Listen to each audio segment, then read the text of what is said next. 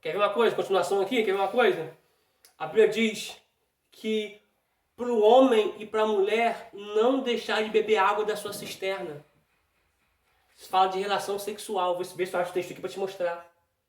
Porque senão a caixa, a cisterna vai encher, vai escorrer pela rua. Ó, deixa eu ver se eu consigo achar esse texto aqui para você. Então, vou achar para vocês aqui. Deixa eu pegar aqui.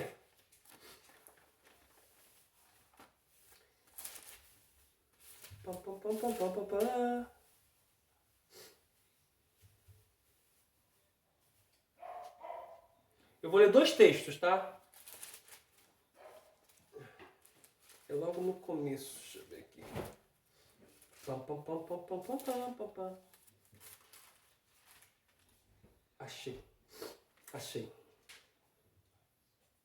Achei. Até escrevi aqui.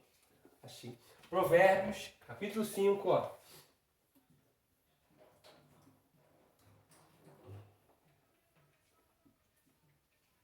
A partir do versículo 15. Até o versículo número... Até o versículo 18. Depois eu vou ler o 27. Vou pegar o versículo aí. Deixa eu ver aqui o que a King nos diz concernente a isso.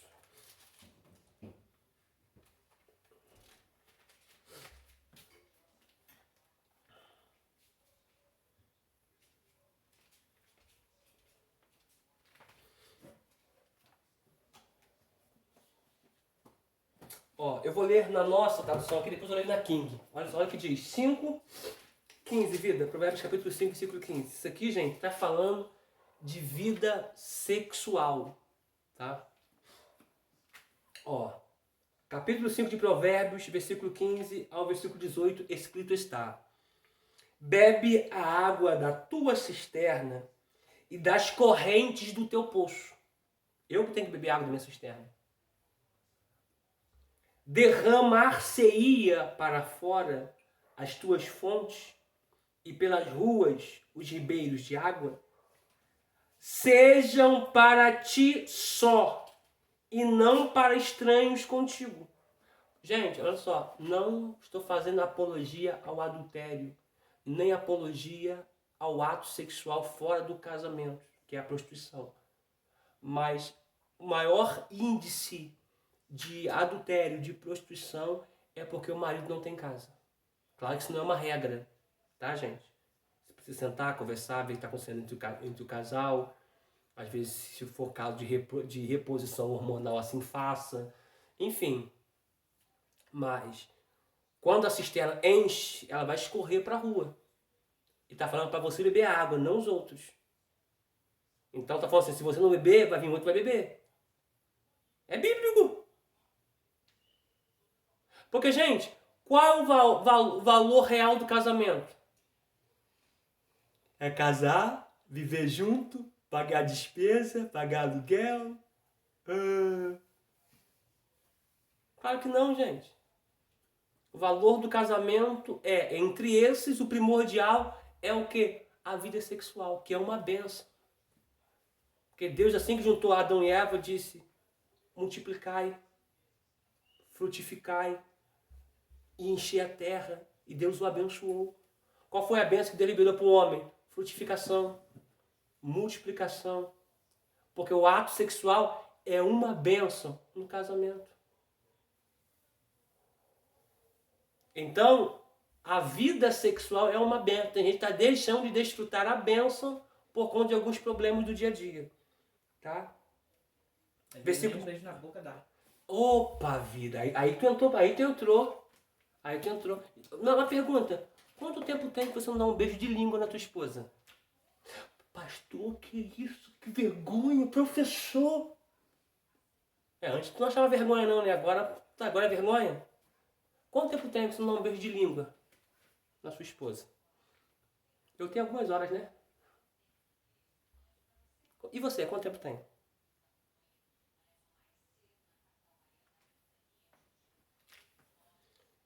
Versículo 18. Seja bendito o teu manancial e alegra-te com a mulher da tua mocidade. Deixa eu ler mais um, Provérbios 27. Tudo isso aqui está falando de vida sexual, tá? Provérbios 27, versículo 7.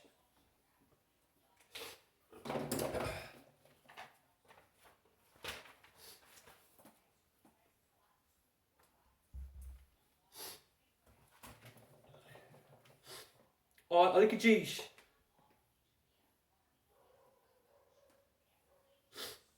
Ó, 27 e o 8, vida. Olha que coisa forte. Ó, olha que coisa forte. Ó, a alma farta pisa o favo de mel, mas a alma faminta, todo amargo é doce. A pessoa fala assim, gente, a mulher largou o casamento por aquilo ali. Mas ela estava com tanta fome que o amargo que ela viveu ficou doce. Eu vou ler 1 Coríntios capítulo 7. Que não é para a mulher nem um homem deixar de prestar continência um ao outro. A vida sexual. Para que o diabo venha e não tente. Tá? O diabo vai vir e vai tentar nisso aí. Olha o versículo 8. Qual ave, olha só, qual ave que vagueia longe do seu ninho? Qual ave que vagueia longe do seu ninho? Tal é o homem que anda vagueando longe do seu lugar. Não, está falando do cara que não chega junto em casa, que não tem vida sexual ativa. Ele está vagueando longe do seu ninho. Trabalha muito, fica um mês fora de casa, 2 meses fora de casa, 3 meses fora de casa. Chega em casa, eu tenho que rever os amigos, eu tenho tanta coisa para fazer, e não dá um carinho para a mulher, não faz nada com a mulher. É como uma ave que vive longe do seu ninho. Vai vir uma outra ave e vai atacar, filho. Pastor, mas que é isso? É a Bíblia que está falando, filho. Não é a Bíblia que está falando? Qual homem que vai deixar o seu ninho? Vai ficar vagueando por aí, gente. Eu sei que existe trabalho que faz o que você fique longe. Mas quando voltar, bonitão.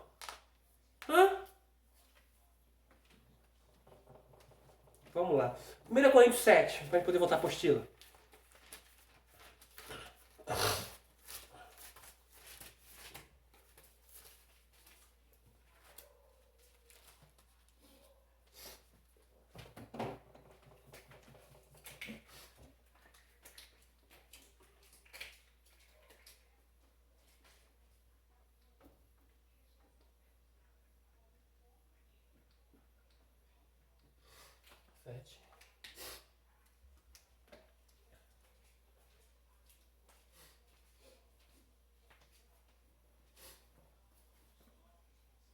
Do 1 ao 11 só, tá, gente? Do 1 ao 11, tá? Vamos lá. Ora, quanto a estas coisas que me escreveste, bom seria que o homem não tocasse mulher. Mas por causa da prostituição, cada um tem a sua própria mulher, e cada uma tem o seu próprio marido. O marido pague à mulher a devida benevolência, e da mesma sorte a mulher ao marido. A Bíblia chama o ato sexual de pagamento. Ou seja, se a mulher quiser, dá teu jeito, filho. Se o homem quiser, dá teu jeito, filha. O que não dá mais é viver uma vida com desculpa, dor de cabelo, dor na coluna, dor no dedão, dor na sobrancelha, eu tô com dor no cabelo. Não dá mais viver uma vida assim. Tá? O casamento de vocês, de muitas pessoas, estão em crise por conta disso. Ele tem desculpa para tudo. Mas falar em sair, falar em qualquer outra coisa, a mulher tá 100% boa. Falar em ir pro salão, tá beleza, eu tô de boa. Mas falou em vida sexual, aí tem que ver o que tá acontecendo. Ou o cara é ruim, ou a mulher também é ruim. Porque também ninguém aguenta mais o cotidiano todo dia, né? Não tem mais um estímulo, uma troca de olhar, uma troca de carícia, não tem mais. É só, tomou banho, vamos. Opa, 10 horas vamos? Não, gente. Não, gente. Sabe? Permita-se criar um momento, construir a situação. Né? Mas tem vários viés, né, gente? Tem vários viés, né? Enfim, né? Tô orientando vocês biblicamente. A mulher não tem poder sobre o seu próprio corpo. Se o marido fala assim, não quero que você use essa roupa, ela não tem que usar. Não, homem não manda em mim. Então você tá em pecado, filho. Se Jesus voltar, a grande tribulação te espera. Jesus voltar não, tá, gente? Porque a gente fala de Jesus voltar, a gente fala que o arrebatamento vai ser como a volta de Jesus, mas não vai ser. Tá? O arrebatamento dele vai ser secreto. Quando ele voltar, vai ser no milênio, em todos os olhos, o verão. Tá? A gente tem que tirar essa palavra ainda do nosso cotidiano. Mas enfim, mas dá pra você entender o que eu tô querendo dizer. Mas tem poder no corpo do marido. A mulher não tem poder sobre o seu próprio corpo, mas tem o no do marido. E também, da mesma maneira, o homem não tem poder sobre o seu próprio corpo, mas tem o da mulher. Se a mulher fala assim, não quero que você use essa bermuda não, tá muito transparente, essa camisa tá transparente. Enfim, o homem tem que obedecer. Mano, eu não nasci para ser obediente, obedecer a mulher. Então tá em pecado, filho. Casou pra quê? Tu não casa. Não vos desfraudeis um ao outro, senão por consentimento mútuo, por algum tempo, para vos aplicardes à oração, e depois ajuntai-vos outra vez, para que Satanás não vos tentem pela vossa incontinência. Ou seja, se eu vou me afastar da minha esposa, é por consentimento mútuo. Lembrando que esse afastamento não é em casa separada não, tá, gente? É debaixo do mesmo teto. Unir-se-á, apegar-se-á a sua mulher, debaixo do mesmo teto. Se for me afastar dela, falar, eu vou fazer 3 dias de jejum. Posso? Pode sim, amor, faz sim. É pouco sentimento mútuo. Mas quando eu entregar o jejum, eu tenho que logo me apegar a ela para Satanás não entrar aí. Porque se Satanás entrar aí por falta de incontinência, por falta de relação sexual, alguém vai pagar a conta. Ou os dois pagam a conta. Porque às vezes ela caiu, mas porque o erro está em mim, porque eu não chego junto. Ou assim, vice-versa. Tipo uma expressão, alguém tem que falar, gente. Tá? Então, a Bíblia manda, orienta por consentimento mútuo. Deus mandou eu fazer 30 dias de jejum. Deus está indo em conta da sua palavra? Se a Bíblia diz em Salmo que Deus colocou a sua palavra sobre ele, acima dele. Deus não quer um princípio não, camarada. Deus não vai contra a sua palavra não. Tá? 6. Digo, porém, isto com que por permissão e não por mandamento, porque queria que todos os homens fossem como eu mesmo. Mas cada um tem de Deus o seu próprio dom. Um de uma maneira e o outro de outra. Paulo está falando assim, eu não quero que todo mundo receba isso como mandamento. Por quê? Que Paulo não tinha mulher. E ele queria que todo mundo fosse igual a ele. Mas nem todo mundo recebeu isso igual a ele. Que foi um dom que Deus deu para ele, viver sem mulher. E ele vivia sem mulher. Porque quem assim consegue, ele não manda casar. Mas quem não consegue, casa para não ter prostituição. Para não ficar vivendo em pecado. Digo, porém, aos solteiros e às viúvas, que lhes é bom que ficasse como eu. Mas, se não podem conter-se, casem-se. Porque é melhor casar do que abrasar-se. Todavia, aos casados mando, não eu, mas o Senhor, que não se aparte do marido. Sabe essa expressão que não se apartar do marido? É viver em casa separado, gente. Não é Paulo que está mandando, não. É o Senhor que está mandando. E quem assim o faz, está em desobediência. Se, porém, se apartar, que fique sem casar, ou que reconcilie com o marido, e que o marido não deixe a mulher. Tá? Exemplo, aconteceu um lance aqui de ter que se separar. Então pode dizer assim, então estou no casa. Tá? Essa expressão aqui, olha o que eu vou dizer pra vocês. Essa expressão aqui não está falando de adultério, não. Tá falando assim, eu briguei com Jéssica, não quero mais viver com ela. A Bíblia não manda você fazer isso. Mas já que você fez, não casa mais não. Nem você, nem ela. Mas não consigo não, sabe? A carne, né? Aí olha o versículo de número 11 diz: se porém se apartar, fique sem casar. Ou se reconcilie. Se reconcilie de novo com ela, com o marido, com a mulher. Gente, a carne tremeu, volta. Mas esse lance de voltar, ela lá e eu cá, isso não existe. Isso é fornicação. E fornicação é pecado. Tá? Se reconciliar, é viver debaixo do meu teto. Viver junto, como marido e mulher. Tá? Então, até aqui eu queria falar, até aqui o Espírito nos conduziu. Tem mais coisa, tá, gente? Tem sobre honrar a esposa. Qualquer dia eu vou preparar um curso sobre isso aí.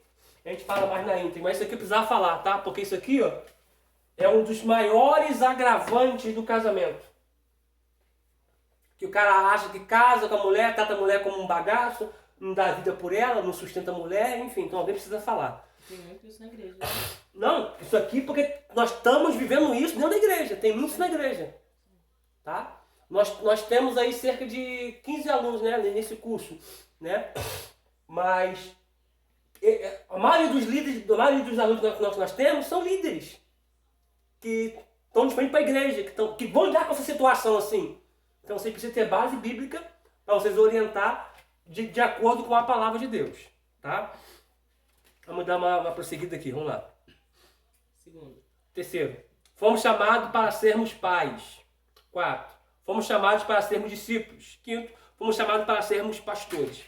Note que, no último lugar, há o chamado ao pastorado. Porque se não estivermos aprovados como filhos de Deus, maridos, pais e discípulos, como seremos bons pastores? Gente, olha só. Isso aqui é uma orientação que eu vou dizer para os líderes, para os pastores. Se o cara é um péssimo pai de família, se o cara é um péssimo marido, o cara vai ser um péssimo pastor. Não consagra um camarada desse não, gente. O ministério primeiro começa em casa, começa na família. Se o cara não presta para com a esposa, o cara vai ser o pior pastor que tem. E a culpa disso vai ser sua, líder, se você consagrar ele. Olha o que diz em 1 Timóteo 3,5. Pois, se alguém não sabe governar a sua própria casa, como cuidará da igreja de Deus? Quando falo em ser filho, falo em sermos pastoreados pelo Supremo Pastor, sermos submissos a Ele. Pois não somos pastores porque um dia fomos servos, mas porque somos servos é que somos pastores. Hoje há uma grande dificuldade em assumir esta identidade, o qual tem trazido muitos males à igreja de Cristo.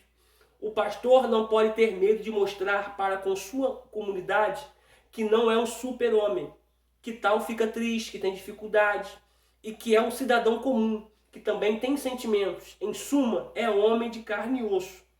O que pode acontecer quando o pastor não assume sua verdadeira identidade é o que diz o título de um artigo de Charles Hudson Spurgeon. Ou ele está pastoreando ovelhas ou entretendo bode. Pois quando não assumimos esta identidade, a nossa mensagem deixa de ser autêntica. Vamos lá, até certo ponto, gente.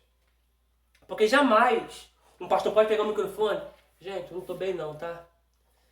Muita dificuldade, uma luta, gente. Pensando até, sabe, em desistir, em parar. O pastor não pode ter esse posicionamento, tá? É claro que ele tem que mostrar para a sua ovelha que ele é de carne e osso. É lógico. Que ele é humano. Porque até então está lidando-se com ovelhas, tá? É impossível ser pastor sem ser modelo. Constantemente, ele e sua família são avaliados. A mensagem, a postura, horário, se recebe sustento da igreja, é cobrado por isso. Esta relação esta relação pode se monetarizar e tornar como patrão empregado. E algumas pessoas pensam que o pastor é um empregado da igreja. O relacionamento com a esposa e filhos. O pastor pode ter sua imagem arranhada por, em algum momento, não estar fazendo algo que a igreja, ou seja, membros, julga ser espiritual. Isso é um grande erro. O pastor não pode estar debaixo do que as pessoas acham ou dizem, mas está debaixo da unção ministerial que está sobre ele. Isso aqui é um fato. Eu não posso estar debaixo do que as pessoas acham ou vão deixar de achar. Tá? Mas uma coisa eu tenho que dizer aqui, eu não posso chamar a atenção da minha esposa na frente dos outros. Exemplo, eu sou pastor, tenho a minha esposa na igreja comigo e tenho meus filhos. Aí eu dou bronca na minha esposa na frente de todo mundo, chamo a atenção dela, dou bronca nos meus filhos. Não, isso não. Existem momentos para isso. Tá? O pastor, a não ser se for algo em relação à igreja. Mas mesmo assim, isso aqui requer um pensamento, requer avaliar a situação dentro de uma ética, tá? Então, existem casos e acasos, tá bom? O pastor comum mortal precisa ter um momento próprio de lazer, passear, se divertir. Não podemos espiritualizar tudo e dizer que temos que viver enclausurados dentro de nossas igrejas, pois todos os membros têm seu momento de lazer, passeio e até faltar em alguns cultos. E por que não o pastor? Isso aqui é a grife do autor, né? Vários membros faltam o culto. Se o pastor faltar, né? Vão ficar bravos ainda. Mas o pastor também merece, tá, gente? Dia de folga, dia de descanso. Porque, gente, igreja desgasta muito. Eu conheço pessoas que estão na igreja de domingo a domingo, tá? Isso aí, cuidado, isso aí é perigoso, tá? Por quê? Porque às vezes a mulher está na igreja de domingo a domingo, mas o marido não é evangélico, tá? Ela se desgasta muito na igreja e não tem tempo para o marido em casa. Então, cuidado com isso aí. Quando o pastor exige, não exige que minha obreira esteja aqui todos os cultos.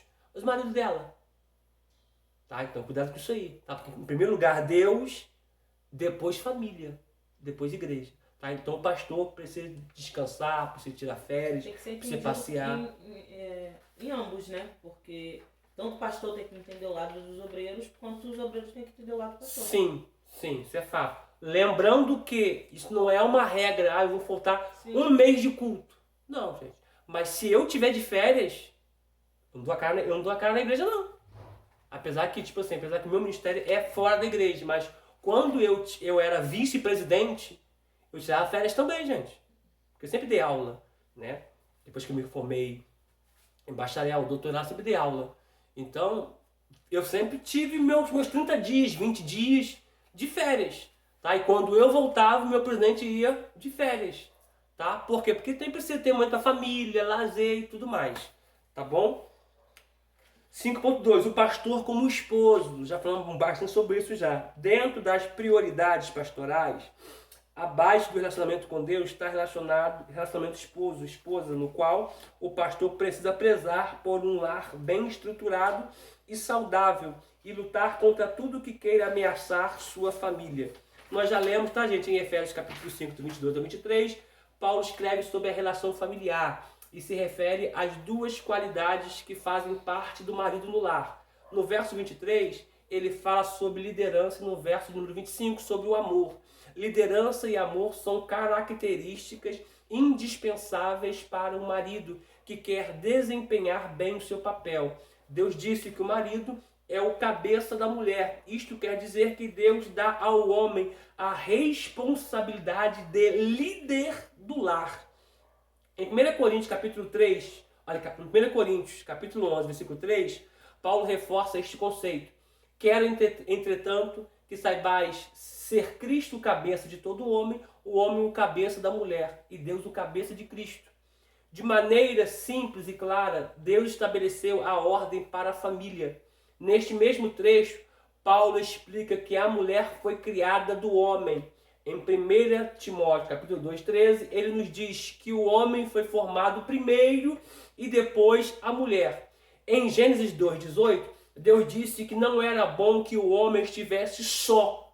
O homem é incompleto sem ter uma mulher como auxiliadora. Você observa, se fosse para o homem viver em um lugar só, Deus não precisava criar a mulher. Deus criou a mulher para estar juntos, lado a lado, não em lares diferentes. Ser chefe da casa não é brincadeira. As responsabilidades são muito maiores que os privilégios. Paulo frisa as implicações dessa posição, como também Cristo. Como Cristo é o cabeça da igreja, assim o marido deve liderar a sua esposa. Você pulou um trecho, amor. Pulei? Pulou. Na sua soberania. Aonde? Obrigado. Obrigado, vida. Obrigado. Na sua soberania e sabedoria, Deus escolheu o homem para ser o chefe. A palavra cabeça, em 1 Coríntios 11:3, significa degrau, ordem, classe, posição. Quando Paulo se refere ao homem como cabeça da mulher, ele não está dizendo que o homem é superior à mulher, mas está se referindo à função dele.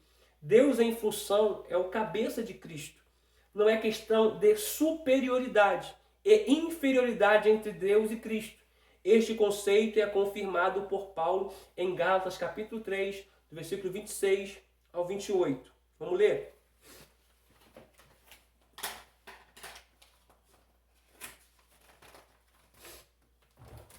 Gálatas capítulo 3,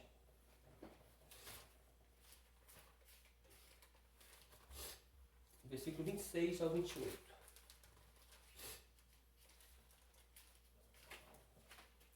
Diz assim: portanto, todos sois filhos de Deus pela fé em Cristo Jesus.